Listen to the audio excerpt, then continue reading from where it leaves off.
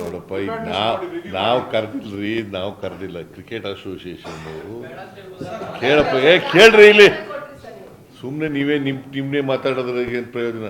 ಹಿಂಗೂ ಮಾತಾಡ್ತೀರಿ, ಹಂಗೂ ಮಾತಾಡ್ತೀರಿ ನೀವು.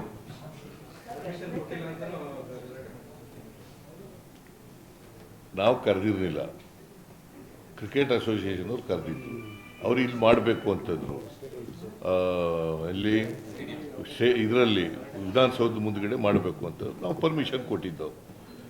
ಮತ್ತು ನಿನ್ನೆ ತಾನೇ ಮ್ಯಾಚ್ ನಡೆದಿರೋದು, ಇವತ್ತು ಹೇಳಿದ್ದಾರೆ ಮಾಡಬೇಕು ಅಂತ ಹೇಳಿದ್ರು, ಮಾಡಿದ್ದೀವಿ ಅಷ್ಟೇ. ನೀವು ಮಾಡಲಿಲ್ಲ ಅಂತಂದರೆ ನೀವೇನು ಬರೀತಿದ್ರಿ? ಮಾಡಲಿಲ್ಲ ಅಂತ ಬರೀತಿದ್ರಿ.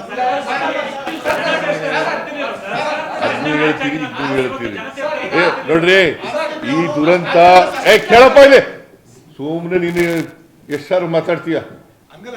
ಕೇಳಯ್ಯ, ನೀನು ಏನು ನೀ ಹೇಳೋದಕ್ಕೆಲ್ಲ ನಾನು ಉತ್ತರ ಕೊಡೋಕ್ಕಾಗಲ್ಲ. ನಾನು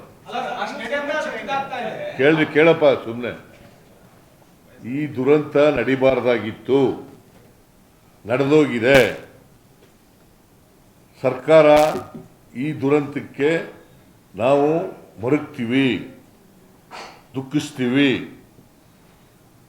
ನಾವು ಇಲ್ಲಿ ಕ್ರಿಕೆಟ್ ಅಸೋಸಿಯೇಷನ್ನಲ್ಲಿ ನಾವು ಪೊಲೀಸ್ ಒದಗಿಸ್ಕೊಡೋದು ಅಷ್ಟೇ. ಅಲ್ಲಿಗೆ ನಾವು ಮಾಡಲ್ಲ ಫಂಕ್ಷನ್. ಪೊಲೀಸ್ ಭದ್ರತೆಯನ್ನು ಒದಗಿಸ್ಕೊಡ್ತಕ್ಕಂಥದ್ದು ಅಷ್ಟೇ. ಸೊ ಅಲ್ಲಿ ಆಗಬಾರ್ದದು ಆಗ್ಬಿಟ್ಟಿದೆ. ಅದಕ್ಕೋಸ್ಕರನೇ ಮ್ಯಾಜಿಸ್ಟ್ರಿಯಲ್ ಎಂಕ್ವೈರಿ ಮಾಡ್ತಾ ಇದ್ದೀವಿ. ಯಾರು ತಪ್ಪು ಮಾಡಿದ್ದಾರೆ ಅವ್ರ ಮೇಲೆ ಕ್ರಮ ತಗೋತೀವಿ.